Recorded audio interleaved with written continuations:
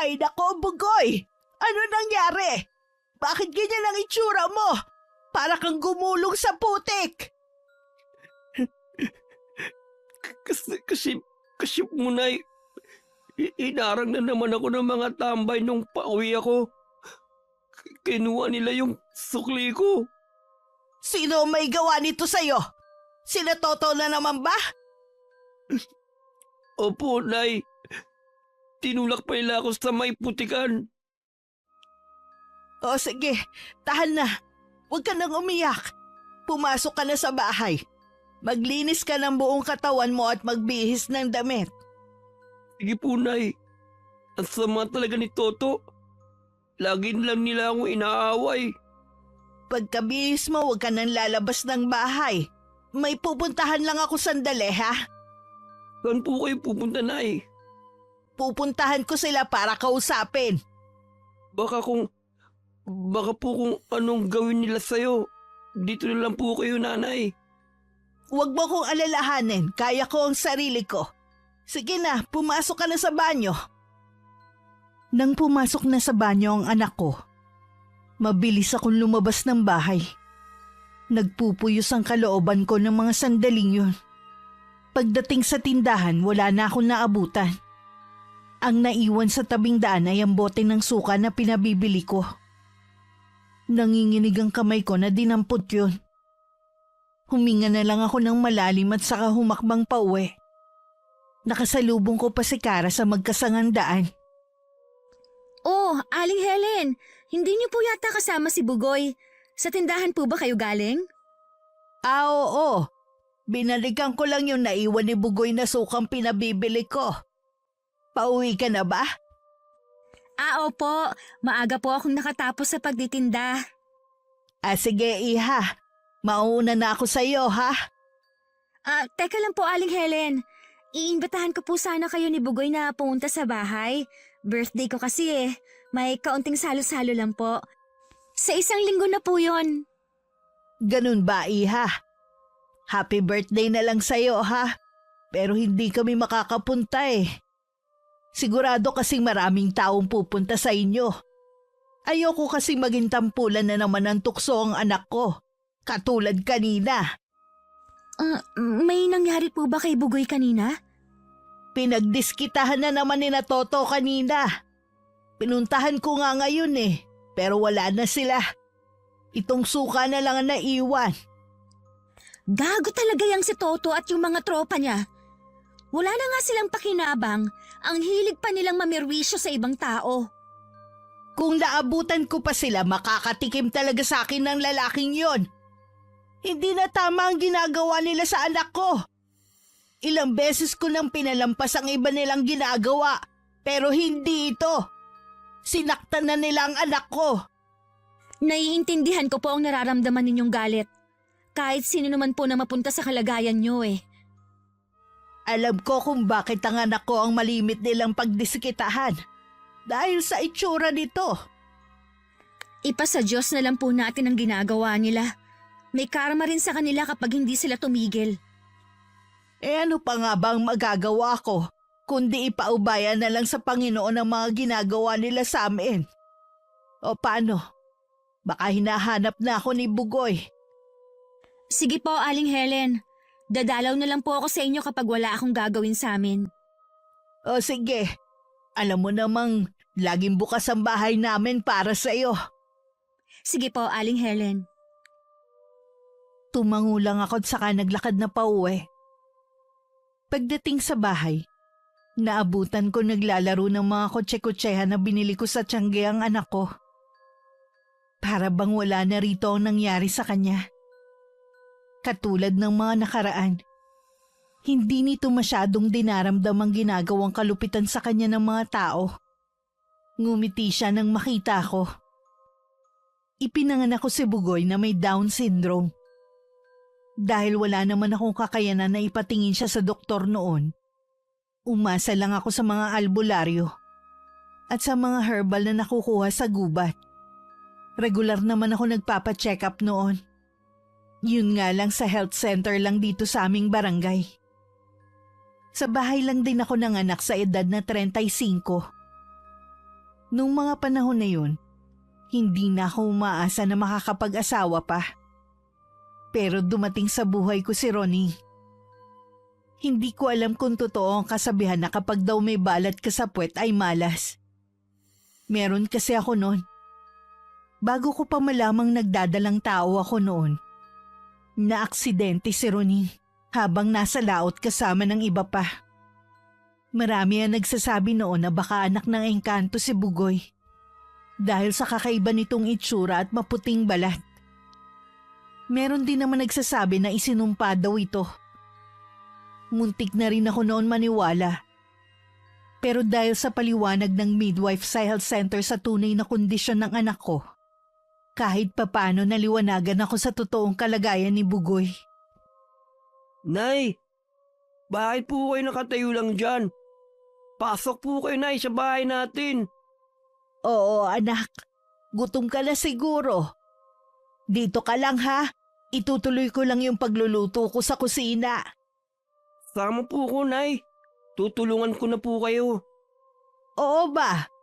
Pero dapat iligpit mo muna ang mga laruan mo. Opo, Nay.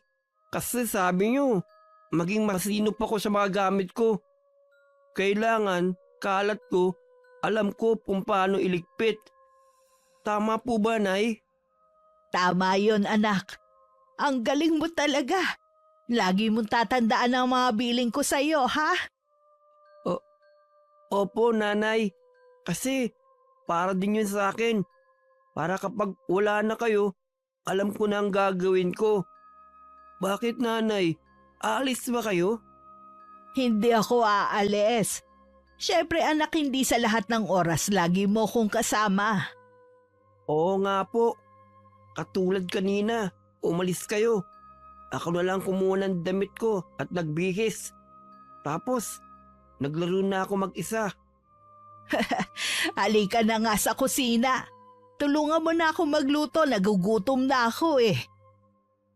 Mula pagkabata matyaga ko nang tinuruan si Bugoy sa mga gawaing bahay. Pinapasok ko rin siya sa eskwelahan noon. Pero hanggang elementary na lang.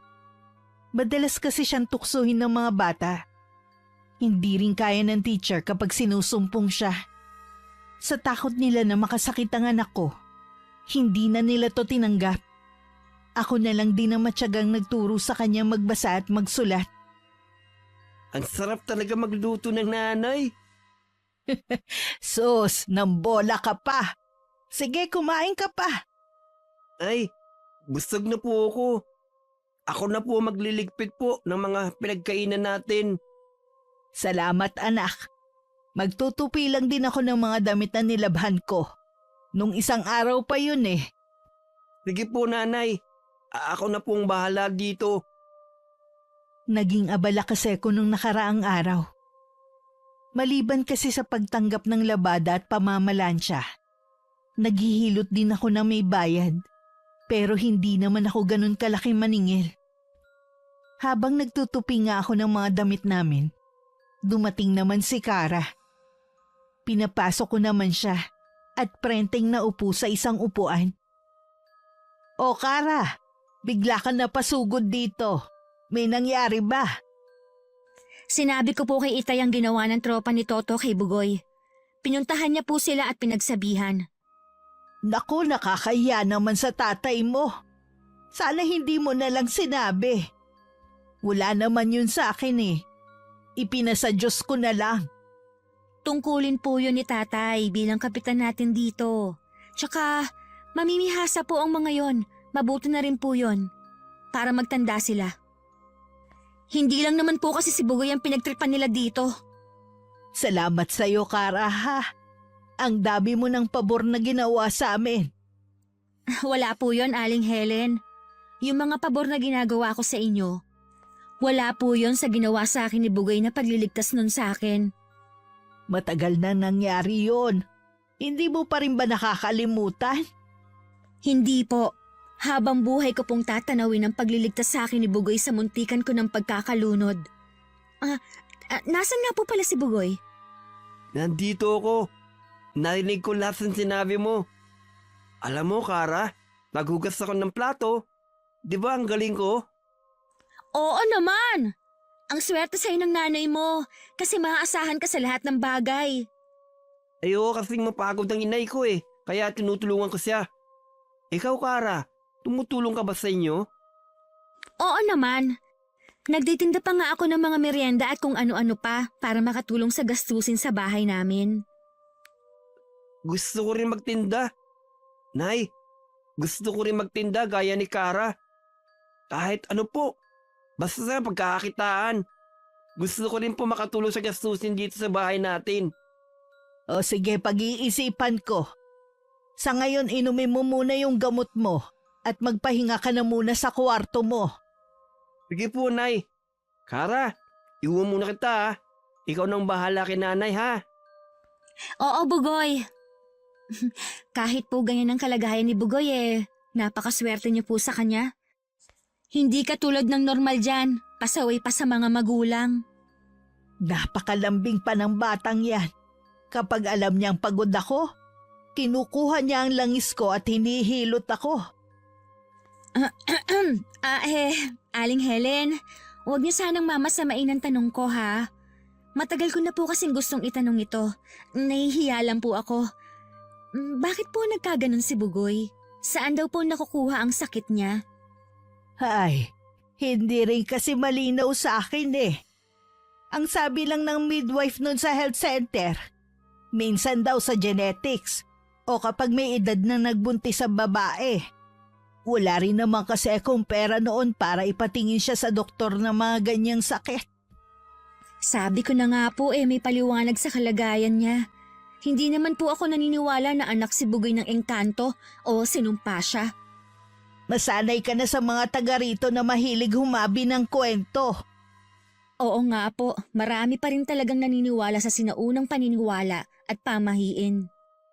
Ay, isa lang ang kinatatakutan ko, Kara. Kapag nawala na ako, sinong titingin sa anak ko? Yung nga lang nandito pa ako Malupit na sa kanya ang mga tao. Paano pa kaya kapag nawala na ako?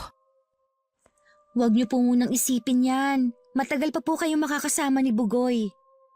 Nagiging totoo lang ako, Kara. Hindi lahat ng tao mauunawaan ang kalagayan ng anak ko. Ako lang ang kayang magmahal at magtiyaga sa kanya. Alam ko po na mahirap ang sitwasyon niyo. Pero wala pong imposible sa Diyos kung ibibigay niyo sa Kanya ang lahat ng suliran ninyo. Tama ka. Minsan gusto ko rin sisihin ang sarili ko sa nangyari sa kanya. Kung alam ko lang sana na ganyan ang magiging kondisyon niya. Sana mas pinili ko na lang na huwag mag-asawa. Sana hindi niya nararanasan ang hirap ng buhay at pag-aalipos na sa kanya ng mga tao. Hindi nakaimik si Kara. Nakatingin lang siya sa akin. Banaag ko naman sa kanyang mukha ang awa para sa aming mag-ina. Araw ng Martes, may kailangan akong hilutin sa kabilang sityo. Medyo may kalayuan rin yun. Ayoko sanang pumunta dahil siguradong matatagalan ako sa pag-uwi. Pero sa akin lang kasi hiyang yung batang kailangan kong hilutin.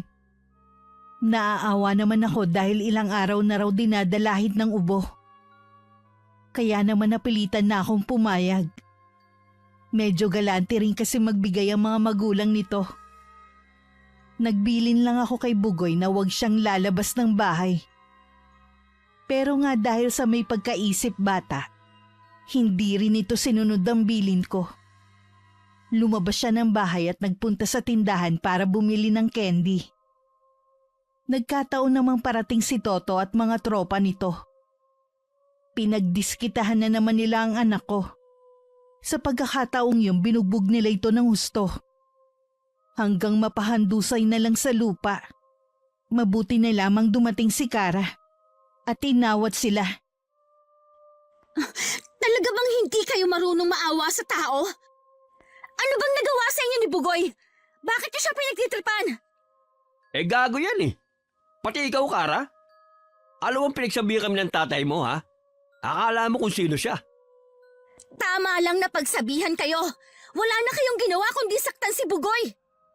Bakit ba pinagtatanggol mo pa yung abnormal na yan, ha? Ano ba pinakain yun sa'yo, ha?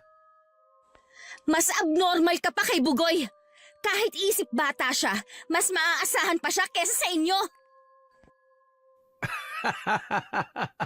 Maasahan daw. Baka kamo pabigat sa buhay. Kayo ang pabigat sa buhay. Titayakin ko na makakarating to kay tatay. Sige, magsumbong ka. At mananagot na naman sa akin ang abnoy mong kaibigan. Huwag mo akong takutin, Toto. Hindi kita tinatakot. Sinasabi ko lang ang pwede mangyari dyan sa kaibigan mo. Oras na saktan niyo ulit si Bugoy. Ang tatay ko nang makakalaban ninyo. Sa tingin mo kaya matatakot mo pa kami? Eh bakit ka nang gagalaitin nung sinumbong kita sa tatay ko? Dahil pinahiya niya ako sa harapan ng nobya ko. Doon ba naman kami pinagsabihan? Alam mo kung sinong matino? Tatay ko nga hindi ako pinapagalitan sa harap ng maraming tao. Tatay mo lang nakagawa nun nang dahil pa sa abnoy na yan. Ibig sabihin gumaganti ka, kaya niyo binugbog si Bugoy. Mga katulad lang ba niya ang kaya niyo, ha? Lahat ng kumakalaban sa amin, tinuturoan namin ng leksyon. Kaya ikaw, mag-iingat ka na. Kahit babae ka, pumapatol kami sa babae. Nagtatawanan pa ang mga to habang palayo sa dalawa. Tinulungan ng makatayo ni Kara ang anak ko at saka inuwi sa bahay. Agad naman hinanap ni Kara ang mga gamot sa bahay namin. Sa kanyang paghahanap, isang baol ang kanyang nabuksan. Nung una nagulat pa siya sa mga nakita niya. Pero sa huli nagpatay mali siya na lang siya.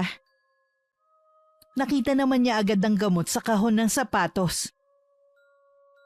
Gagamutin na kita, Bugoy, para hindi na maimpeksyon ang sugat mo. Bakit nila ako lagi inaaway? May ibang tao talaga ang masama, Bugoy. Hindi lahat ng makikilala mo mabait. Wala naman akong ginagawang masama sa kanila eh. Alam ko naman yun eh. Kaya nga pinagalitan ko sila kanina, di ba? Iwasan mo na lang sila hanggat maaari. Baka pagalitan ako ni inay. Bili niya kasi sa akin, wag akong lalabas ng bahay. Nagbili naman pala ang inay mo eh. Bakit kasi lumabas ka pa? Tingnan mo tuloy ang nangyari sa'yo. Bibili kasi ako ng candy. Sa susunod, dadalhan na lang kita ng maraming candy para hindi ka nalalabas kapag wala si Aling Helen. Talaga, Kara? Bibilan mo ko ng marami? Gusto ko ganitong candy oh. Oo, ganyan. At iba't ibang klase. Sige, gamutin mo na ako. Para mamaya pagdating ni nanay magaling na ako. Hindi na siya magagalit kasi hindi niya makikita may sugat ako. Kailangan pa rin natin sabihin sa nanay mo ang nangyari, Bugoy. Baka magalit siya kay Toto. Nasaan nga pala ang nanay mo? May labada ba siya ngayon? Wala. Meron lang siyang hinihilot sa ibang baryo. Ah, ganun ba? Maliban doon, may iba pa bang ginagawa ang nanay mo? Namamalansa at naglalaba. Oo nga, baka yun lang ang alam mo. Sige, gagamutin na muna kita. Hindi na rin muna ako aalis hanggat wala si Aling Helen. Bakit ang bait mo sa amin? Mabait din naman kasi kayo ni Aling Helen. At saka, magkakaibigan tayo, di ba? Oo, Kara. Kaibigan ka namin ni nanay. May itatanong ako sa'yo, Bugoy. Yun bang laman ng baul na yon, ginagamit ng nanay mo? Hindi eh. Sabi ni nanay, masama daw yung gamitin. Kaya nakatago lang. Bakit mo tinatanong, Kara? Wala naman. Kalimutan mo na tinanong ko sa'yo. Okay, sabi mo eh. Hindi ako agad nakaalis sa bahay ng batang hinihilot ko. Hapon na nang makarating ako sa bahay namin. Dumaan pa kasi ako sa Tiangge para makabili ng isang damit para kay Bugoy. Pagdating nga sa bahay, nadatnan kong nasa sala si Kara. Agad ko rin napansin ang pasa at putok sa labi ni Bugoy. Pinaliwanag naman ni Kara ang nangyari. Sorry, Nay. Hindi ko po sinunod yung bili nyo. Gusto ko kasi ng candy. Wala kang kasalanan, anak. Hindi mo kailangan humingi ng sorry sa akin. Sila itong may malaking atraso sa'yo. Pinagsabihan ko rin nga po sina Toto. Sabi ko isusumbong ko sila kay tatay. Hanggat kaya ko magtitimpi ako sa kanila. Huwag lang nilang sagarin ang pasensya ko. Baka pagsisihan nila ang mga ginagawa nila. Ipaubaya na lang po natin kay tatay. Umaaksyon naman po ang ama ko eh. Ay, sige. Bibigyan ko pa sila ng isang pang pagkakataon. Isa na lang. Kahit nga po ang itay eh. Nauubusan na rin ang pasensya sa kanila. Kinausap ko na dati ang mga magulang nila. Parang mas talo pa sila ng mga anak nila eh. Bakit hindi nila masweto? Ang sabi po ng itay, nanawa na rin sa kakasermon. Kung ganon, mas gusto pa ba nilang ibang tao ang kumastigo sa mga anak nila? Baka pagsisihan nila. Hindi ko napansin na biglang kinabahan ng dalaga sa sinabi ko. Lingid sa akin, hindi sinasadya ni Kara na matuklasan ang matagal ko ng lihim. Nang mga sandaling yun, nakakaramdam din ng takot ang dalaga sa nakikitang galit sa akin. Sinabihan din ako ni Bugoy na hayaan na lamang sina Toto. Bahagya namang lumambot ang puso ko dahil sa sinabi ng anak ko. Sa kabila ng pagmamalupit ng mga taong yun sa kanya, parang baliwala lang dito ang mga ginawa nila. Napakabilis lang magpatawad ng anak ko. Pero hindi ako. Hindi pa pala kita napapasalamatan sa ginawa mong pag-aasikaso sa anak ko, Kara. Maraming salamat ha. Lagi kang nandyan. Wala po yon, Aling Helen. Pero mas maigi po siguro kung hindi nalalabas ng bahay si Bugoy. Baka pumapahamak na naman siya eh. Napag-isip-isip ko nga na isama na lang siya kapag aalis ako ng bahay. Hindi na rin kasi ko mapalagay kung maiiwan siya rito. Kung hindi nga lang po, abala rin ako minsan eh.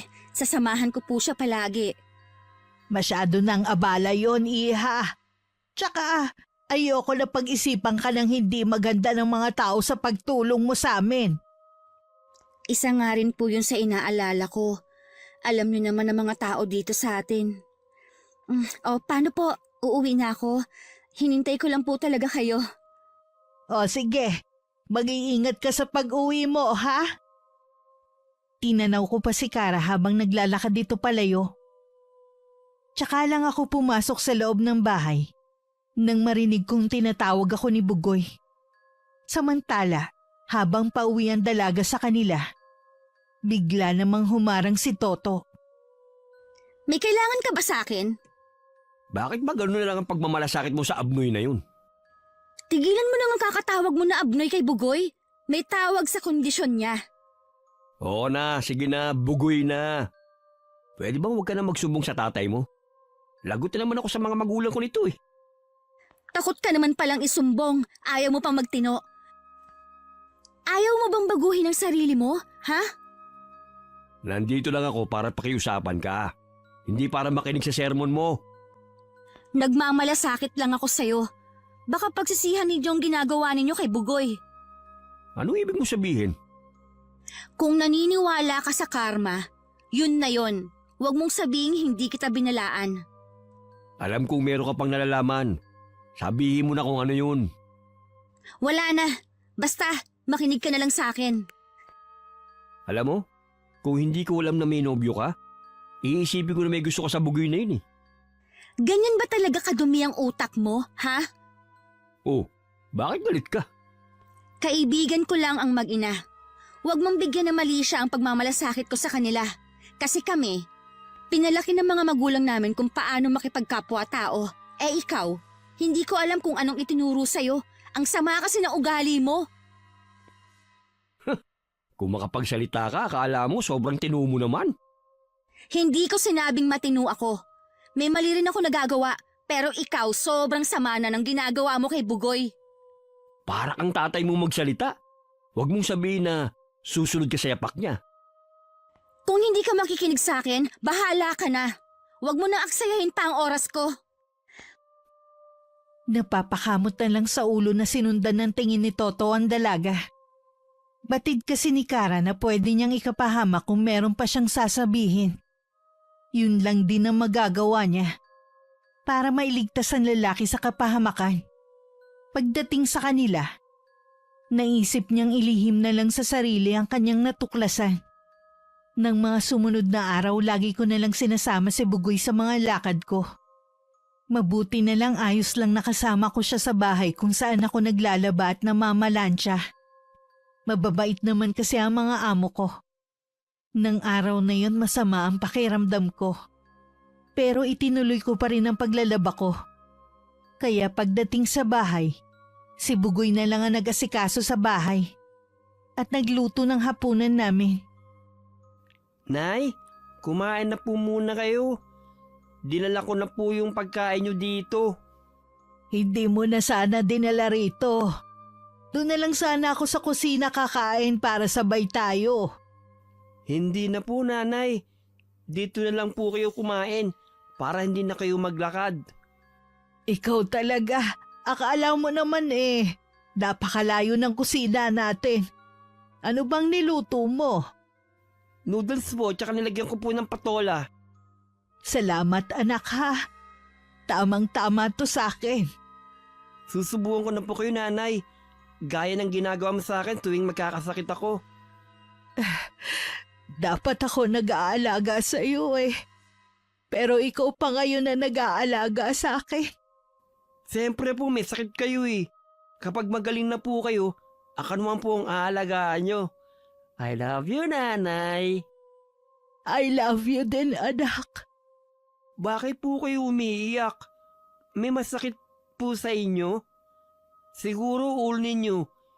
Hihilutin ko po kayo mamaya pagkatapos nyo kumain. Hindi masakit ang ulo ko. Pero sige, hilutin mo pa rin para masarap ang tulog ko mamaya. Huwag na po kayong umiyak, nay. Nandito lang ako. Aalagaan ko kayo, ha? Oo, anak.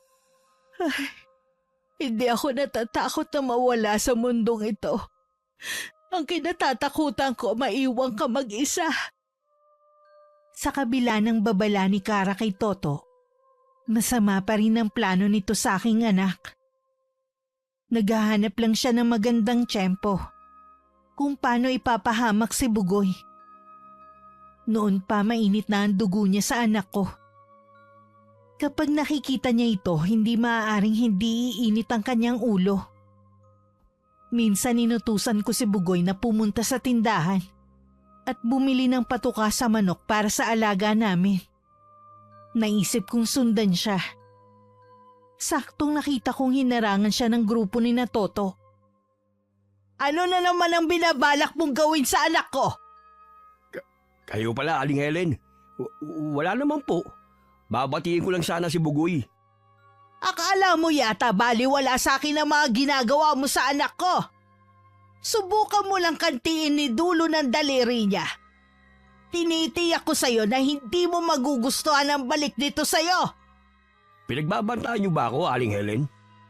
Sinasabi ko lang ang maaaring mangyari sa'yo. Oras na hindi mo tigilan ang anak ko. Kung ayaw niyo nasasaktan tong abnoy niyong anak, huwag niyo siyang palalabasin ng bahay. Masyado naman kayong sensitive. Anong sinabi mo? Bukod tanging anak niyo lang ang may ganyang itsura sa buong lugar natin. Hindi ba kayo nandidiri? Hindi ko alam kung bakit niyo ba kasi binuhay yan. Puro tuloy pahirap sa buhay niyo. Bastos ka! Ikaw dapat ang hindi na binuhay ng mga magulang mo. Ang mga katulad mo ang salot.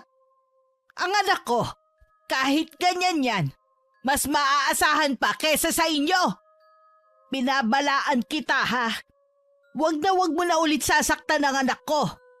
Dahil pagsisisihan mong binuhay ka pa ng ina mo. Sino ka para pagsalitaan ako ng ganyan? Hindi niyo yata alam kung ano ako sa barangay natin.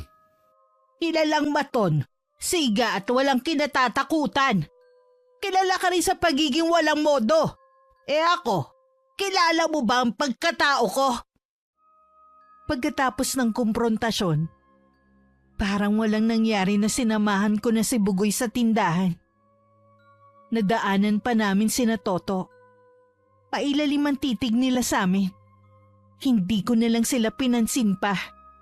Dahil sa mga binitiwan kong salita sa kanya, mas lalo itong nagtanim ng galit sa aking anak. Nakarating naman kay Kara ang nangyari, kaya pumunta siya sa bahay. Wala na talagang pag-asa na magbago yang si Toto. Hindi siguro mahal yun ng mga magulang kaya ganun ang pag-uugali. Kung hindi siya inaruga at minahal ng kanyang mga magulang, huwag niyang idamay sa kanyang sama na loob ang anak ko. Yun nga po ang dapat. Isusumbong ko na naman siya kay Itay. Hayaan mo na. Siguro naman sa mga sinabi ko sa kanya hindi na niya pag-iinitan ng anak ko. Sana nga po.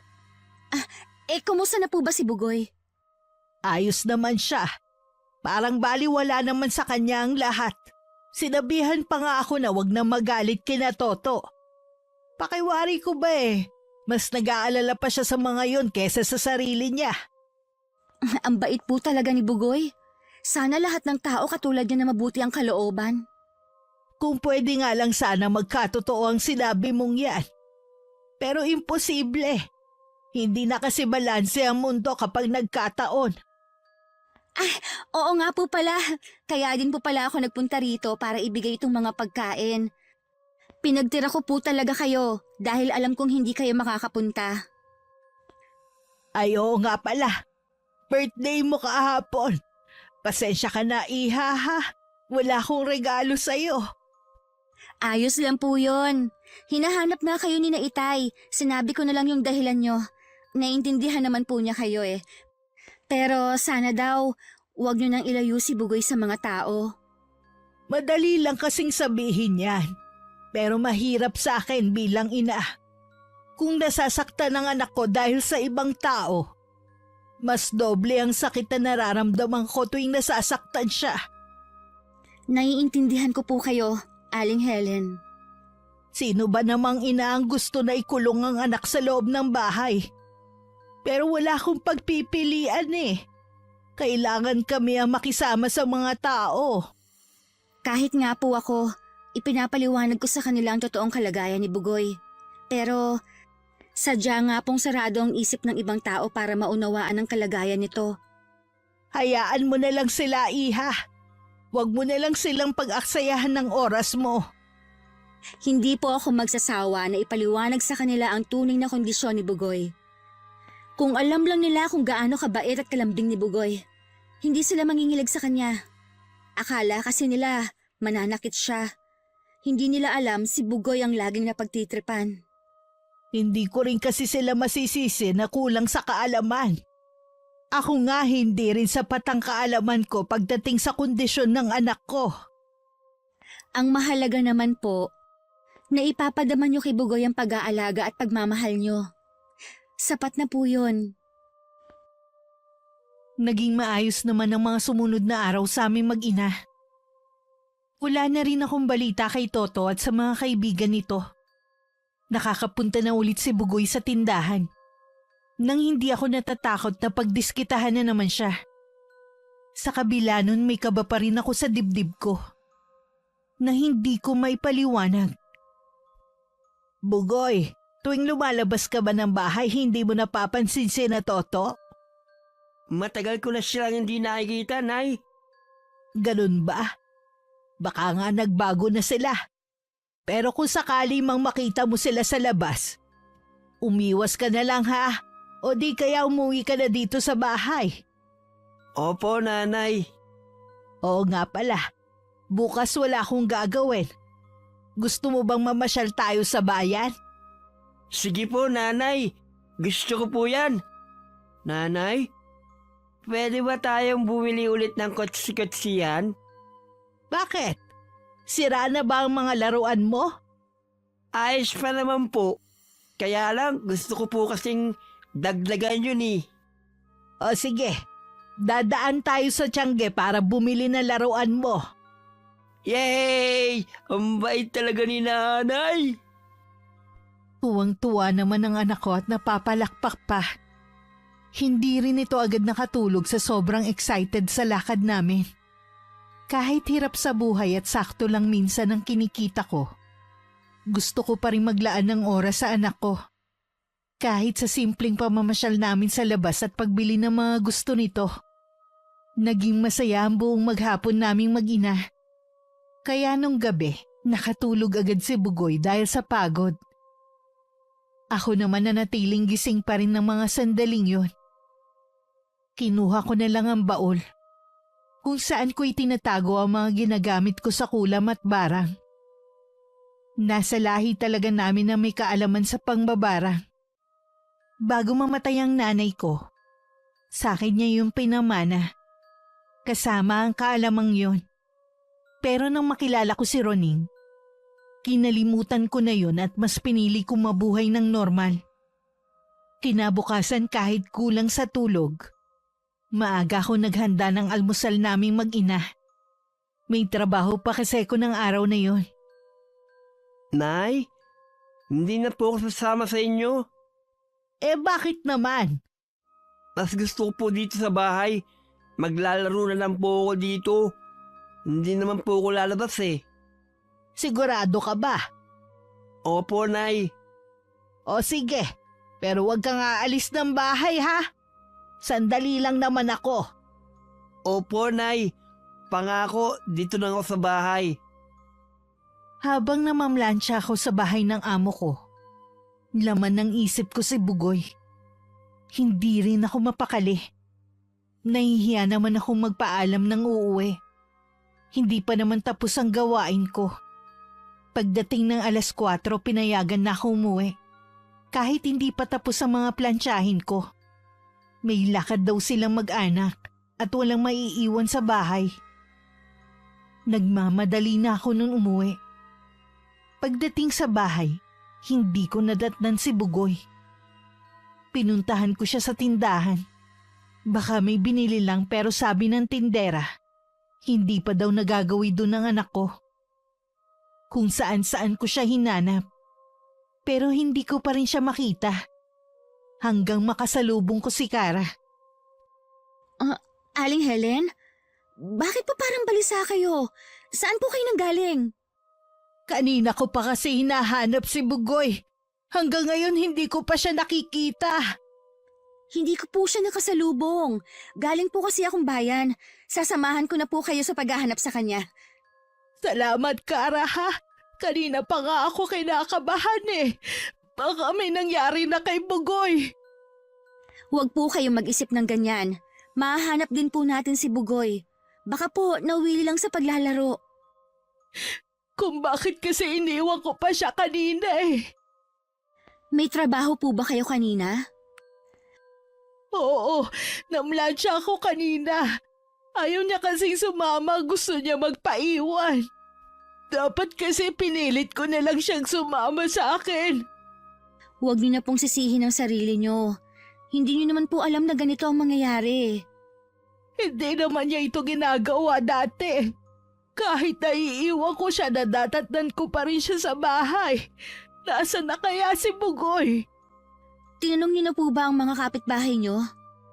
Oo, pero hindi daw nila napansin kung lumabas ng bahay. Akala nga daw nila kasama ko. Doon po tayo sa may bayan maghanap.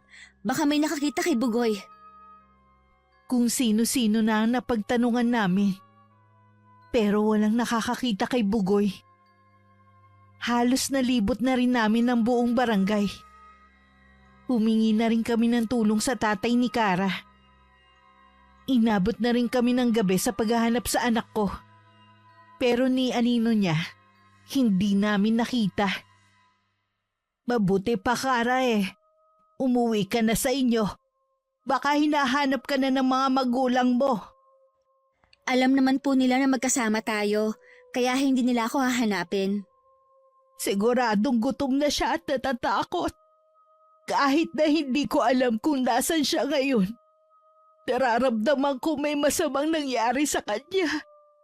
Ipagdasal po natin ang kaligtasan niya. Sana naman makauwi siya ng ligtas. Hindi ko mapapatawad ang sarili ko kapag may nangyari sa kanya. Buong gabi ko naghintay sa pag-uwi ni Bugoy. Napilit ko rin na umuwi na muna si Kara sa kanila. Walang tigil ang pagdarasal ko sa isip na sana iligtas ang anak ko sa kapahamakan. Hindi ko na napigilan ang pagtulo ng luha ko sa aking mga mata. Diyos ko, iligtas niyo po ang anak ko sa kapahamakan. Nagmamakaawa po ako sa inyo. Si Bugoy na lang ang dahilan kung bakit ako lumalaban sa buhay. Hindi ko kakayanin kapag may masamang nangyayari sa kanya. Kahit wala akong balak kumain ng almusal, nagluto pa rin ako. Baka kasi biglang dumating si Bugoy. Maigi na yung may pagkain siyang daratnan. Hawak ang picture namin ni Bugoy habang walang tigil ang pagluha ko. Nang humahangos na dumating si Kara. Aling Helen, alam ko na po kung nasaan si Bugoy. Nasaan si Bugoy? Nasaan ang anak ko, Kara? Aling Helen, huwag po kayong mabibigla ha. Pero nasa presinto po si Bugoy. Nakakulong po siya dahil daw sa tangkang panggagahasa. Ano ka mo? Hindi yun magagawa ng anak ko. Sigurado ka bang si Bugoy yun? Opo, kinumpirma po ni tatay. Imposibleng magawa yun ni Bugoy. Kilala mo ang anak ko, Kara. Maaaring napagbintangan lang siya. Yun din po ang hinala namin ni Itay. Samahan mo ko, Kara. Kailangan kong puntahan ang anak ko. Sige po, Aling Helen. Umalis na po tayo. Habang papunta kami sa presinto ni Kara, panay ang dasal ko sa isip. Pakiramdam ko din ng mga sandaling yun. Napakatagal ng pag-usad ng oras. Nang sa wakas makarating kami, kulang na lang talunin ko ang sinasakyan naming tricycle. Patakbo kong pumasok sa loob ng presinto at nagtanong. Agad naman akong sinamahan ng isang pulis sa kulungan. Nang malaman na ako ang ina ni Bugoy, bigla namang bumagal ang paghakbang ko habang palapit sa kulungan. Nakita ko agad ang anak ko na nakaupo sa pinakasulok. Hinagod ko siya ng tingin. Alam ko agad na hindi maganda ang lagay niya. Bugoy! Anak ko! Nanay! Nanay! Bakit ngayon lang kayo? Kahapon ko pa kayo tinatawag. Hindi ko kasi alam na nandito ka. Kahapon pa kita hinahanap. Bakit ganyan ang itsura mo? Bakit puro kasugat at pasa? Sino ang may gawa niyan, anak? Binugbog po ako, nanay. Gusto ko na po lumabas dito, nanay. Ayoko na po dito. Natatakot ako dito, nanay. Oo, ilalabas kita dito. Pangako yan. Nanay, pinagbibintangan nila ako na gumawa ng masama doon sa babae. Wala naman akong ginagawa eh. Sinong babae yun? Hindi ko po kilala, nanay. Akala ko po gusto niya makipaglaro sa akin. Tapos, bigla na lang lumabas si Toto at binugbog ako. Ano ka ba? Sila Toto ang bumugbog sa'yo? Opo. Tapos, dinala nila ako dito. Nanay, sama ni Toto. Lagi na lang niya ako sinasaktan.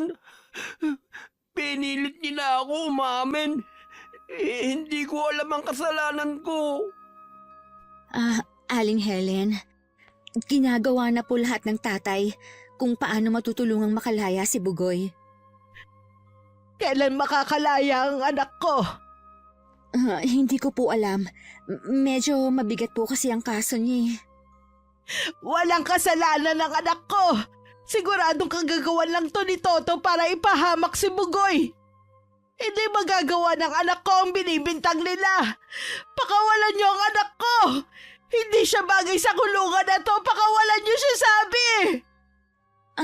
Aling Helen, huminahon po kayo. Paano naman ako hihinahon, Kara? Nakakulong ang anak ko sa salang kahit sa isip hindi niya magagawa. Naniniwala po kami ni tatay na walang kasalanan si Bugoy. Kaya nga po inaalam na niya kung anong tunay na nangyari. Hindi maaaring magtagal dito si Bugoy. Nakita mo bang itsura niya? Baka hindi niya kayanin ang hirap sa loob. Naiintindihan ko naman po kayo eh. Kaya lang po wala tayong magagawa sa ngayon. Kailangan ko makausap kung sino ang babaeng yun. Kilala mo ba kung sino siya? Siya po si Christine. Pinsan po siya ni Toto. Alam ko po nagbabakasyon lang siya dito sa atin. Iba ang kutob ko, Kara, sa nangyayari. Baka sinadya nilang ipahamak ang anak ko. Ganun din po ang iniisip ko. Baka tuluyan ang nagalit si Toto kaya gusto niyang gumanti kay Bugoy. Nakikiusap ako sa iyo, Kara. Huwag mong iwan ang anak ko. Hahanapin ko lang ang babaeng yun. Gusto ko siyang makausap. Kahit umiiyak si Bugoy, napilitan akong iwanan siya pansamantala. Kailangan kong makahanap ng paraan kung paano siya makakalaya. Parang wala ako sa sarili habang naglalakad. Hindi ko na rin namalayan na malapit na ako sa lugar kung saan madalas tumambay sina Toto at mga kaibigan nito. Sakto namang parating ang grupo. Nang makita nila ko, bahagyang natigilan ng mga to. Akmang iiwas sila nang mabilis akong nakalapit. At isang sampalang pinakawalan ko sa lalaking natigagal sa pagkabigla. Nasaan ang pinsan mo? Nasaan ang babaeng nangaakusa sa anak ko? Hindi ko po alam kung nasan siya. Matinding tromang inabot niya kaya hindi siya makalabas ngayon. Sinungaling! Alam mong hindi magagawa ng anak ko ang binibintang niyo. Alam kong gagagawan mo to. Hindi gumagawa ng kwento ang pinsang ko. Mabuti nga dumating kami dahil kung hindi, baka natuloy na ang masamang balak sa kanya ng abnoy niyong anak. Bakit ba ganun na lang kalaki ang galit mo sa anak ko, ha? Ano ba ang ginawa niyang masama sa'yo? Dapat kasi hindi niyo nalang binuhay ang anak niyo.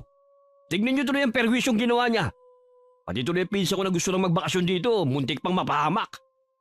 Bawiin niyo ang paratang niyo sa anak ko. Wala siyang ginawang masama sa pinsan mo. Hindi totoong balak siyang pagsamantalahan ni Bugoy. Mabubulok na sa kulungan ng anak mo. Tanggapin niyo na lang yun. Isang rapist ang anak niyo. Hindi totoo yan. Pagbabayaran mo ng mahal ang maling bintang niyo sa anak ko. Huwag niyo kaming tinatakot. Mas matakot ka sa pwede mangyari sa anak mo sa kulungan. Alam niyo ba kung anong ginagawa sa mga katulad niyang rapist, ha? Hindi mo alam kung ano ang kayang gawin ng isang ina. Ano magagawa niyo? Uugod-ugod na naman kayo eh. Huwag nga kayo magpatawa dyan. Napakuyom na lang ang kamao ko sa matinding galit habang sinusundan ko sila ng tingin. Muli akong bumalik sa presinto. Wala pa rin tigil sa pag-iyak si Bugoy. At nagmamakaawang ilabas ko siya. Umiiyak akong humarap sa mga pulis na naroon. Napansin niyo naman siguro ang kondisyon ng anak ko. Kayo na ang humusga kung kaya ba niyang gawin ang ibinibintang sa kanya. 35 na ang anak ko, pero ang isip niya, parang sa 6 na taong gulang pa lamang. Kung gusto niyo, ako na lang ang ikulong ninyo. Ako nang aako sa kasalanang hindi naman niya ginawa. Napatungo lang ang mga naroon. Kahit hindi man magsalita, naroon ang simpatya sa mga mata nila para sa amin. Alam kong ginagawa lang nila ang mga trabaho nila. Kahit ang ama ni Kara walang nagawa. Pinanindigan talaga ni Christine ang pahayag nito. Nang mga sandaling yun, Hindi na nakapagpigil si Kara na hanapin din si Toto. Kahit siya hindi na rin makatulog sa kakaisip sa kalagayan ni Bugoy. Naabutan niya ito na nakikipag-usap kay Christine. Dinig na dinig niya nang sabihin ng babae na nakukonsensya na ito sa ginawa kay Bugoy. Sabi ko na nga ba eh, hindi talaga kami nagkamali ng hinala. Kara, anong ginagawa mo rito? Hinahanap talaga kita. Ikaw babae, ang kapal na mukha mo. Nagbakasyon ka lang ba dito para manira ng buhay ng iba, ha? Pwede ba? Mali ka nang iniisip mo. Anong mali? Narinig ko lahat ng pinag-uusapan nyo. Ikaw babae, bakit hindi ka sumagot? Magsalita ka. Huwag ka lang tumungo dyan. Ano, napipi ka na ba? Sana nga, tuluyan ka na lang mapipi. Para wala ka nang nasisirang buhay dahil sa kasinungalingan mo. Hinaan mo nga ang boses mo. Baka may makarinig sa'yo. Bakit? Nahihiya ka? Dapat lang, dahil sinira niyo ang buhay ng isang inosente. May konsensya pa ba kayo? Ha? Kahit ano pang sabihin mo, hindi iuurong ni Christine ang kaso. Hindi niya iuurong dahil nahihiya siya na mahusgahan ng mga tao. Di bali nang makasira kayo ng buhay ng iba. Oo, di bali na masira ang buhay ng abnoy na yun kesa sa pinsan ko. Wala namang mawawala sa bugoy na yun eh. Sa pinsan ko, malaki. Anong klaseng pagpapalaki bang ginawa sa inyo ng mga magulang nyo? At ganyan kasama ang mga ugali nyo? Sagad hanggang buto! Huwag mong idamay yung mga magulang namin dito. Wala silang kinalaman sa nangyari. Bakit hindi? Hoy, babae! Saan ka pupunta ha? Halika nga dito! Iiwas ka pa ha? Bitiwan mo siya! Huwag mo siyang saktan! Bitiwan mo ko! Kakalbuhin ko talaga ang babaeng yan! Bumalik ka dito! Huwag kang umalis! Hayaan mo na siya. Tayo mag-usap. Huwag ka na kasing makialam sa mag-inang yun. Wala ka namang mapapala sa kanila eh. Pati ikaw madadamay pa sa kamalasan nila. Ikaw nagdala ng kamalasan sa kanila. Mabuti silang mag-ina. Wala silang inaagrabyado na ibang tao. Hindi katulad mo. Normal nga ang pag-iisip. Pero masahol naman sa isang may sira sa ulo. Akala mo ba masasaktan ako sa mga sinasabi mo? Hindi oy! Tingnan natin. Mabait pa sa lagay na yon si Aling Helen. Pero sa pagkakataong ito, sinagad nyo na siya. Ang mabuti pa, umuwi ka na. Kahit magsumbong ka pa sa tatay mo, wala rin siyang magagawa. Tingnan natin kung hanggang saan yung yabang mo. Pati pinsan mo, idinamay mo pa. Ano ba ang kayang gawin ng isang matandang uugod-ugod na? Hindi lang siya matanda. Isa siyang ina na kayang gawin ng lahat para sa anak niya. Hintayin niyo ang ganti ng isang ina. Nagpupuyos pa rin ang kalooban ni Kara na umuwi sa kanila. Kinuha rin niya sa bulsa ng suot na palda ang panyong nahablot niya sa leeg ni Christine kanina. Samantala, halos hindi nabitiwan ni Bugoy ang kamay ko. Kailangan ko na kasing umuwi dahil tapos na ang dalaw. Nanay, huwag po kayong umalis. Babalik na lang ulit ako bukas ha. Dadalhan kita ulit ng masarap na pagkain. At saka yung mga kutse-kutsehan mo. Ayoko po nun. Ikaw ang gusto ko, nanay. Huwag mo akong iwan. Palabasin niyo po ako dito. Gusto ko na po umuwi sa bahay namin. Gumagawa na ng paraan ng nanay ha. Pangako ko sa iyo, uuwi na tayo. Gusto ko ngayon na. Nay, huwag mo po akong iwan. Kahit nasa labas na ako, dinig ko pa din ang malakas na pagpalahaw ni Bugoy.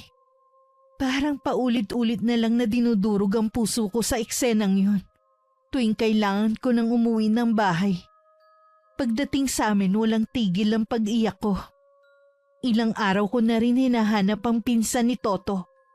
Pero hindi ko ito makita. Mukhang nagtatago na ito. Inaayos ko ang mga laruan ni Bugoy nang dumating si Kara. Aling Helen, Kumusta na po si Bugoy? Umiiyak pa rin siya tuwing uuwi ako dito sa bahay. May maganda po akong balita sa inyo.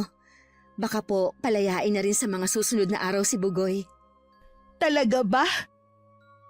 Opo, nakagawa po ng paraan ng itay.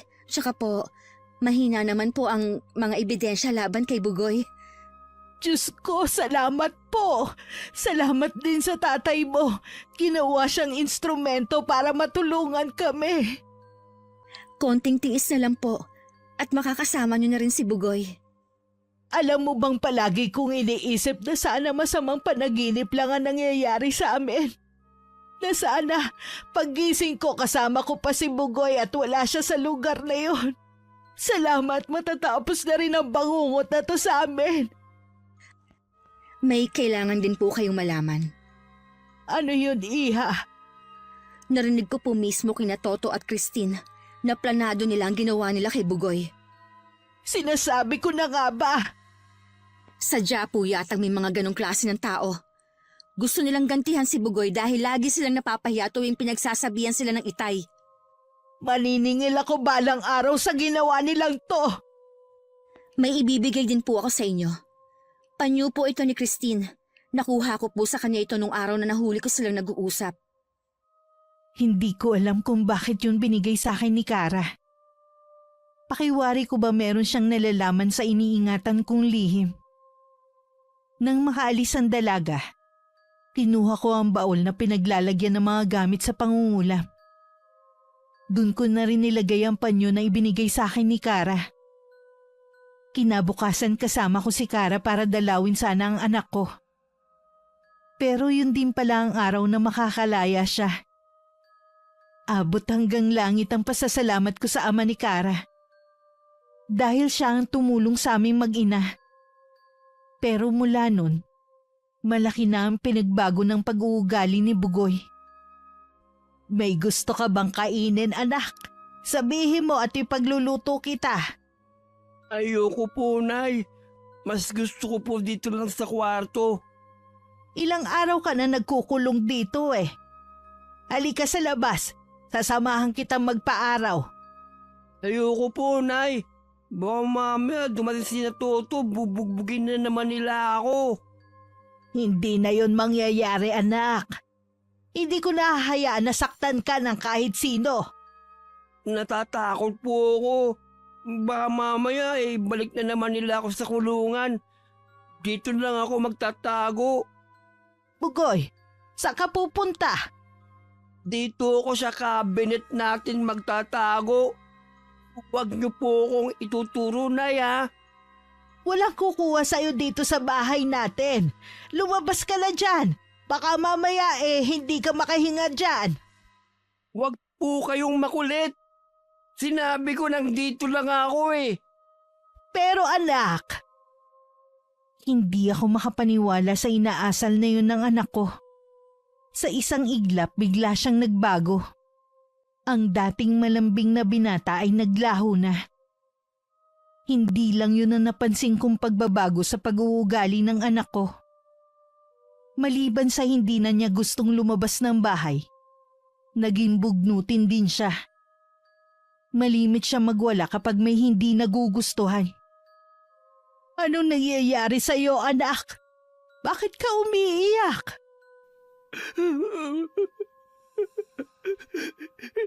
Hindi ko po nagawa ng tama ang sinasabi niyo eh. Natapo ko yung tubig na balde. Ayos lang yun, anak. Ako na lang ang gagawa niyan. Hindi, ayoko na.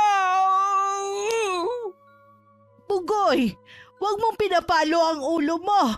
Ano ba nangyayari sa'yo? Nainis na po ako. Lagi ko nadidinig sa ulo ko na sinasabi sa akin ni Toto na abnuin daw ako. Hindi yan totoo, anak.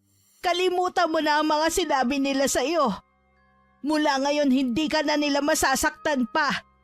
Magtiwala ka lang sa akin, ha? Opo, nanay. Huwag niyo na ako iiwan kahit kailan, ha? Ang mabuti pa magpahinga ka na lang muna. O sige, ganito. Kakantahan kita para makatulog ka, ha? Habang nakahiga, kinakantahan ko si Bugoy ng paborito niyang kanta nung bata pa siya, kasabay ng paghagod sa kanyang buhok. Maya-maya lang malalim na ang paghinga nito. Hindi ko na rin napigilan ang pagbalong ng luha sa mga mata ko. Kapag kasi nakikita ko siya sa ganung kalagayan, pakiramdam ko pinipiga ang puso ko. Narinig ko na tumatawag si Kara. Dali-dali kong pinahid ang mga namalisbis na luha sa mga mata ko. Pagkatapos kinumutan ko lang si Bugoy bago ko lumabas. Naabutan ko na si Kara sa sala ng bahay. Ay, hindi na katulad ng dati ang buhay namin ni Bugoy. Ang laki na ng pinagbago niya. Yung ginawa kong pagtuturo sa kanya kung paano wag dumepende sa akin. Nasayang lahat. Hindi po natin masisisi si Bugoy. Matinding trauma po ang pinagdaanan niya. Walang dapat sisihin kundi si Toto at ang babaeng yon. Tuwing nakikita ko nga po si Toto, hindi ko talaga maiwasang kumulo ang dugo ko sa kanya. Nandito pa rin po pala ang pinsan niya. Hindi ako makapaniwala na pagkatapos nilang sirain ang buhay ni Bugoy, nagagawa pa nila maglakad sa labas ng taas ng noo. Pasalamat sila at buong atensyon ko ay nasa anak ko pa. Hintayin nila ang ganti ko sa kanila. Tingnan ko lang kung magagawa pa nilang maglakad ng nakataas ang noo. Pwede po bang malaman kung anong klaseng paghihiganti ang gagawin niyo sa kanila? Mabuti nang wala kang alam, Kara. Hindi na rin naman nag-usisa pa si Kara. Sinilip lang din niya si Bugoy bago nagpaalam na uuwi na sa kanila. Nang mga sumunod na araw, umayos na naman ang lagay ng anak ko. Minsan na lang siyang sinusumpong. Nakakapagtrabaho na rin ako. Salamat sa mga kapitbahay namin na nung mga panahon na hindi ako kumikita, nandyan sila para bigyan kami. Malaki ang ibinayad sa akin sa paglalaba. May gusto ka bang ipabili sa akin na laruan, anak? Pagkain na lang po, Nay. Anong klaseng pagkain ang gusto mo? Tinapay po at candy. O sige, dito ka lang muna ha. Pupunta lang ako sa tindahan. Sige po, Nay. Hintayin ko lang po kayo dito. Bilisan nyo lang po, ha? Lumabas na ako ng bahay namin. Nilingon ko pa si Buboy na nasa may bintana. Kumaway pa siya sa akin. Nabili ko naman ang mga gusto ng anak ko. Dinamihan ko na para hindi pa balik-balik sa pagbili sa tindahan. Nung pauwi na ako sa amin, nakasalubong ko si Toto at isang babae. Natitiyak kong ito ang pinsan nito na si Christine. Nang makita nila akong dalawa, napatungo ang babae at umiwas naman ng tingin si Toto. Tama nga ang nakarating sa akin. Nagagawa niyo pa talagang maglakad ng nakataas ang noo. Ikaw babae, ang lakas ng loob mo na tumigil pa rito sa lugar namin. Pagkatapos ng ginawa mo sa anak ko. Bakit? Ikaw ba may-ari ng lugar na ito? Para pagbawalan ng pinsan ko? Sana nung may pagkakataon ka pa, umalis ka na sa lugar na to. Dahil mas pinili mong manatili rito. Tanggapin mo ang karmang naghihintay sa inyo. Tumigil ka na nga, tanda! Kung ano pang sinasabi mo. Yung anak mo ang Abnoy ang may malaking atraso kay Christine eh. Talaga ba? Hanggang ngayon pinaninindigan nyo pa rin talaga ang kasinungalingan nyo? Magpasalamat ka na nga lang na awa pa ang pinsan ko. Kaya tumigil ka na. Huwag mo na kaming guguluhin pa. Tara na nga, insan. Huwag mo nang pansin yung matandang yan. Sige, baliwalain lang ninyo ako. Huwag niyong pagsisisihan ang ginawa ninyo sa anak ko. Nahintakutan naman ang dalawa sa tawa ko. Kulang na lang tumakbo ang mga ito palayo sa akin.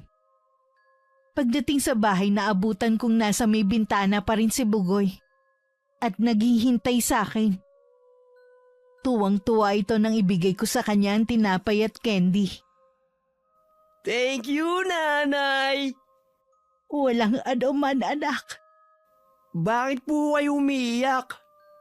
Kasi bumalik ka na sa dati. Yung masayahin at malambing na si Bugoy. Huwag na po kayong malungkot, Nanay. Ayoko pong makita kayong umiiyak eh. Hindi na, anak. Basta ang mahalaga sa akin, ayos ka na. Lagi na po akong makikinig sa inyo para hindi na kayo malulungkot. Itinuunan nito ang pansin sa pagkain ng candy. Hinayaan ko muna siyang maglaro. Ako naman pumunta sa silid ko para maghanda sa gagawin kong ritual mamayang gabi. Parang sasabog ang dibdib ko ng mga sandaling yun sa matinding galit. Kahit konting awa, hindi na ako magbibigay pa. Kinagabihan ng matiyak kong tulog na si Bugoy. Tsaka ako'y sinagawa ang maitim kong balak. Halos maubos ang lahat ng lakas ko. Magkaganon man napangiti pa rin ako. Dahil batid kong nagtagumpay ako sa aking plano. Ilang araw ang lumipas, bumisita sa amin si Kara. May dala siyang mga pasalubong para kay Bugoy. Salamat sa iyo, Kara. Bait mo talaga. Wala yon, Bugoy. Kumusta ka na? Buti naman lumalabas ka na ng bahay nyo. Hanggang dito lang sa labas ng bahay namin.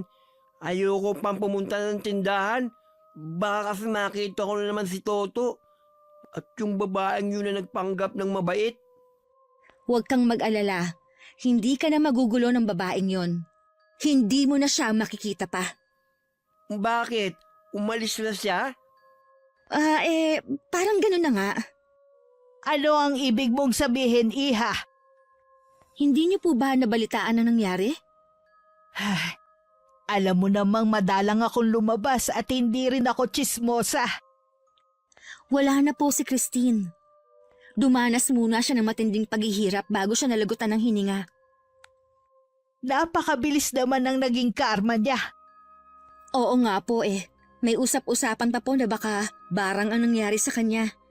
Una daw po, dinaing na masakit ang tiyan. Hanggang lumaki daw po yon. Hanggang sumuka na po.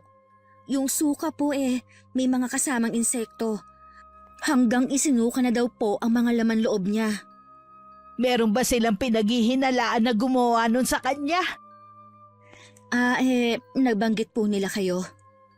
Dahil ba sa ako lang ang may motibo na gawin yon? Siguro po. Pero sinabi naman ng itay na huwag nila kayong pagbibintangan dahil sa kanya sila mananagot. Ang bait talaga ng tatay mo sa amin. Sana balang araw maibalik ko sa inyo ang kabutihan niyo sa aming mag-ina. Mabait po talaga sa lahat ng tao ang itay, lalo na sa mga inaapi. Wala din siyang pinipiling tulungan. Alam mo ba, Kara? Hindi pa rin naaalis ang takot ko kapag nauna akong mawala. Masama bang hilingin na sana mauna na lang sa akin si Bugoy? Naiintindihan ko po ang takot niyo, pero hindi po tama na hilingin niyo yan sa anak niyo. Ay, tama ka. Masyado lang ako nadadala ng nararamdaman kong takot. Iwasan niyo lang pong mag-isip ng mga bagay na nagpapabigat ng kalooban niyo. Ang mahalaga naman po magkasama na kayo ni Bugoy. Hindi ko lang kasi maiwasan na mag-isip ng negatibo. Siguro dahil sa mga pinagdaanan namin ni Bugoy nitong mga nakaraan. Nagtagal pa sa amin si Kara. Dahil sa dalaga kahit papano nararanasan ko kung ano ang pakiramdam na may anak na babae. Nung nagpaalam na ito, niyakap ko pa siya. Nang makauwi sa kanila, hindi inaasahan ng dalaga na kanina pa naghihintay si Toto sa kanya. Kara, mabuti naman nandito ka na. Kanina pa ako naghihintay sa iyo eh. Paalis na nga sana ako. Akala ko kasi mamaya ka pa. Galing ako kina Aling Helen. Sinabi nga ng nanay mo. Ano bang kailangan mo sa akin? Siguro naman nabalitaan mo na nangyari sa pinsan ko. Marami nagsasabi na binarang siya eh. Baka naman may sakit ang pinsan mo. Hindi nyo lang naagapan. Naniniwala ako na barang ang ikinamatay niya. Walang sakit ang pinsan ko nung pumunta siya rito. Sino naman ang gagawa nun? Isa pa, wala naman mambabarang sa lugar natin. Baka naman doon sa lugar nila. Naniniwala ako na taga rito ang gumawa nun sa kanya. Meron ka bang pinaghihinalaan? Sino pa bang gagawa nun? Di ang mag-inang yun. Teka nga lang muna. Ano na naman ba ito, ha? Mangkukulam si Aling Helen. Sigurado ko. Siya ang pumatay kay Christine. Ngayon, malino na sa akin ang mga binibitiwan niyang salita nun. Maghunos dili ka nga sa mga sinasabi mo. Hindi yan magagawa ni Aling Helen. Sana noon pa kung totoo nga ang sinasabi mo. Mag-isip ka nga. Malakas ang kutob ko na may tinatagong matandang yun. Maniwala ka sa akin. Matagal na naming kilala ang mag-ina. Lalo na ng mga magulang ko. Buhay pa noon si Mang Roning. Siya ang asawa ni Aling Helen. Maraming nakakakilala sa mag-ina. Mabuti silang mga tao. Kabaliktaran ng pagkakakilala sa'yo ng mga taga rito. Oo na, ako na ang masama. Tiyak na ako nang isusunod niya. Huwag ka nga sumigaw sa bahay namin. Wala ka talagang modo, ano? Tulungan mo ko, Kara. Ayoko pang mamatay. Walang masamang mangyayari sa'yo. Umuwi ka na at magpahinga ka. Magdasal ka rin. Yan lang ang makakasalba sa'yo kung totoo man ang sinasabi mo. Mula nung nangyari kay Christine, hindi na ako mapakali. Ipakiramdam ko, laging may mga matang nakatingin sa akin. Lalo na kapag gabi. Binabagabag ka na ng konsensya mo. Dahil alam mong may ginawa kang hindi maganda sa kapwa mo. Anong gagawin ko? Gusto ko ng pagsisila mga ginawa ko. Ang may papayo ko lang sa'yo, humingi ka ng kapatawaran sa ginawa mo sa mag-ina, lalo na kay Bugoy. Hindi ko gagawin yan. Ano ko, tanga? Tignan mo ang ginawa nila kay Christine. Hanggat hindi bukal sa loob mo ang pagsisisi, habang buhay kang hindi patatahimikin ang konsensya mo. Wala na akong magagawa kung ganyang katigas ang puso mo. Umuwi ka na sa inyo at pag-isipan mo mga sinabi ko. Kara naman! Ayaw mong makinig sa sinasabi ko eh. Wala naman akong alam na pangontra sa sinasabi mong barang. Sa mga magulang mo ikaw humingi ng tulong. Laylay ang balikat na umalis si Toto. Habang pauwi sa kanila, bigla niyang naisip ang sinabi ni Kara. Kahit kinakabahan nagtungo pa rin siya sa bahay namin. Naabutan niyang naglalaro si Bugoy sa labas ng bahay. Nang makita siya ng aking anak. Napasigaw ito kaya dali-dali akong lumabas mula sa likod ng bahay namin. Anong ginagawa mo rito? Wala po akong gagawing masama. Bugoy, relax ka lang. Kung wala kang masamang balak, anong ginagawa mo rito? May gusto lang po akong malaman. Sabihin mo na kung anong gusto mo para makaalis ka na. Kayo po bang bumarang kay Christine? Magsabi kayo ng totoo. Ang lakas ng loob mo na magpunta rito. Tapos tatanungin mo ko tungkol sa nangyari sa pinsan mo. Walang ibang may motibo kundi kayo. Malaking galit nyo sa amin dahil sa ginawa namin kay Bugoy. Kulang pa ang nangyari sa kanya sa ginawa niyo sa anak ko. Kung ganun tama ako. Isa kayong mangkukulam. Mangkukulam kayo. Sige, ipagsigawan mo pa. Ipangalandakan mo sa lahat ng tao. Sa tingin mo kaya may maniniwala sa'yo? Ang pamilya ko naniniwala sa akin. Wala akong pakialam. Hindi ka rin naman nila matutulungan. Umalis ka na kung ayaw mo mapabilis ang pagpaparusa ko sa'yo. Balak mo rin pala akong patayin kagaya ni Christine. Dahil ikaw ang pasimuno, mas matinding paghihirap ang dadanasin mo. Mas matindi sa pinsan mo. Maawa po kayo sa akin. Marami pa akong gustong gawin. Plano ko na rin magbago alang-alang sa pamilya ko. Huli na para sa pagbabagong sinasabi mo. Sana bago niyo sirain ang buhay ng anak ko, nag-isip muna kayo ng 1,000 beses. Nakikiusap po ako sa inyo. Kung kinakailangan, luluhod ako sa harapan nyo. Lahat gagawin ko. Huwag nyo lang akong patayin. Walang kapatawaran ang ginawa nyo. Binigyan ko na kayo noon ng pagkakataon. Pero sinayang mo. Aling Helen, Bugoy, nagmamakaawa po ako sa inyo. Habang nakaluhod at nakatungo si Toto, inakay ko na si Bugoy na pumasok na kami sa loob ng bahay. Iniwan na namin si Toto na patuloy na tumatangi sa labas. Nagtataka naman ang mga kapitbahay namin. Dahil nakita nila ang lalaki na nakaluhod habang merong sinasabi.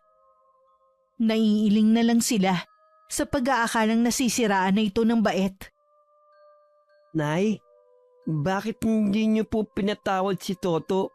Nagsisisi na po siya. Paulit-ulit na lang kasi ang ginagawa niyang kasamaan sa iyo. Kaya hindi ko na siya mapapatawad pa. Kawawa naman po siya. Umiyak pa rin siya hanggang ngayon eh. Hayaan mo lang siya. Aalis din yan mamaya. Huwag mo na siyang pakinggan pa. Doon ka na lang muna sa kwarto mo. Nay, alam ko po galit kayo kay Toto dahil sa ginawa niya sa akin. Pero hindi ba sabi niyo po matuto tayo magpatawad sa mga nagkakasala sa atin? Oo, anak. Itinuro ko nga pala yun sa iyo. Sige, para sa iyo, pinapatawad ko na si Toto. Salamat po, Nay. Ang bait niyo talaga. Sinabi ko lang yun para tumigil na si Bugoy. Pero kahit kailan hindi ko mapapatawad ang ginawa nila sa anak ko. Pagkatapos ng araw na yun, isinagawa ko na rin ang ritual na tatapos sa buhay ni Toto. Bago may masamang nangyari dito, nagawa pa nitong makipagkita kay Kara. Totoo ngang hinala ko kay Aling Helen. Anong ibig mong sabihin? Halos inamin na rin niya sa akin. Ako na ang isusunod niya. Imbis na tumawa ka na parang baliw, bakit hindi ka humingi ng kapatawaran sa kanila? Huli na para dyan. Kitang-kita kong matinding galit kay Aling Helen. Alam ko na yun, hindi niya ako mapapatawad. Subukan mo pa rin humanap ng solusyon sa problema mo. May palagay akong alam mong tungkol sa pagkatao ni Aling Helen. Umamin ka. Alam mo, hindi ba? Oo, alam ko. Aksidente ko lang yung natuklasan. Bakit hindi mo kagad sinabi? Bakit ko naman gagawin yon, ha? Para ipahamak sila? Wala naman silang ginagawa sa'yo. Mas masahol ka pa sa matandang yun. Binalaan na kita noon, di ba? Pero hindi ka nakinig. Binalaan rin kayo ni Aling Helen. Marami pa akong gustong gawin sa buhay ko. Ngayon ko lang napagtanto ang mga bagay na yun. Maraming pagkakataon na pwede mong baguhin ang sarili mo, pero mas pinili mo pa rin ang maling daan. Nakaramdam naman ng awa si Kara. Hindi niya rin kasi akalain na aabot sa ganun ang paghihiganti ko. Inakala kasi ng dalaga na bibigyan ko lang ng leksyon ng magpinsan. Pero hindi aabot sa kanilang kamatayan. Nagpunta pa sa akin si Kara para makiusap. Kung ganon alam mo pala ang tungkol sa lihim ko. Aksidente ko lang po yun natuklasan.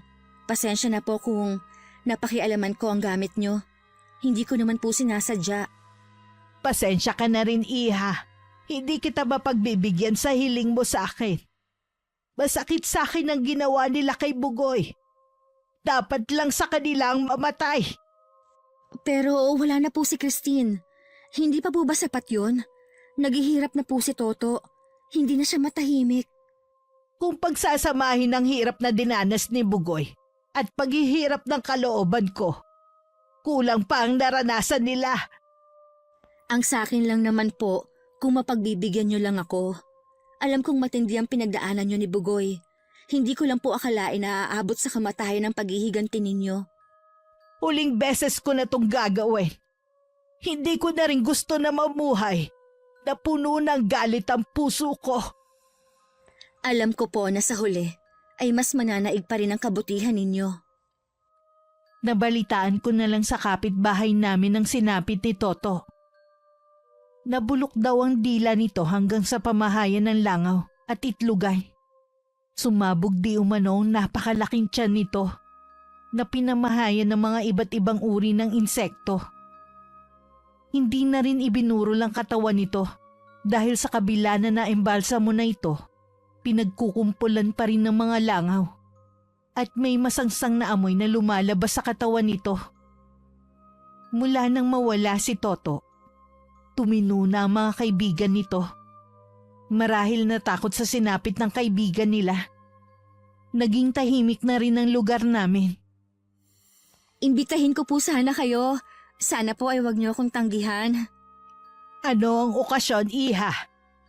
Dumating na po kasi ang nobyo ko at plano na namin magpakasal. Ganun ba? Binabati kita, Iha. Nasa tamang edad ka na rin naman para mag-asawa. Yun nga po ang sabi ng mga magulang ko. 28 na po ako. Gusto na rin nilang magkaapo. Hangad ko ang kaligayahan mo, Iha. Asahan mo pupunta kami ni Bugoy. Pagkatapos po ng kasal ko, baka sumama na po ako sa mapapangasawa ko. Baka po madalang na akong umuwi dito sa atin. Ganun ba? Siguradong ikalulungkot yun ni Bugoy. Maging ako. Nasanay na kasi ko na lagi kang nandyan eh. Parang anak na ang turing ko sa iyo. Ako rin po, Aling Helen. Hindi ko na kayo itinuring na ibang tao. Basta kapag may pagkakataon ha, dalawin mo na lang kami rito. Opo, asahan niyo po yan. Pagkatapos nga ng kasal, hindi na namin nakita pa si Kara. Ang sabi ng ama nito masela ng pagbubuntis. Sa kabila ng mga nagawa kong kasalanan, umaasa pa rin akong pakikinggan ng Diyos ang aking mga dasal. Hindi para sa akin kundi para kay Kara at sa magiging anak nito. Habang malakas pa ako, patuloy ko pa rin tinuturuan si Bugoy kung paano mamuhay na hindi ko siya laging inaalalayan sa lahat ng bagay. Hindi ko alam kung parusa ba to sa akin ng Diyos dahil sa mga nagawa kong kasalanan o pinakinggan niya ang hiling ko noon na sana mauna sa akin si Bugoy. Makalipas kasi ng 2 taon, namatay ang anak ko sa dengue. Dahil malayo at wala akong sapat na pera, hindi ko na siya naagapan pa. Nadala man siya sa ospital, hindi na rin nagawang isalba ng doktor ang buhay niya. Sa ngayon namumuhay na lang ako mag-isa. Wala ng takot at pangamba na maiiwan kong nag-iisa ang anak ko dahil nauna na siya sa akin. Tuwing napapatingin ako sa langit, hindi ko maiwasan na mapangiti. Kasi alam ko, hinihintay na ako ng aking anak. Wakas. Ay nako, Bugoy! Ano nangyari? Bakit ganyan ang itsura mo?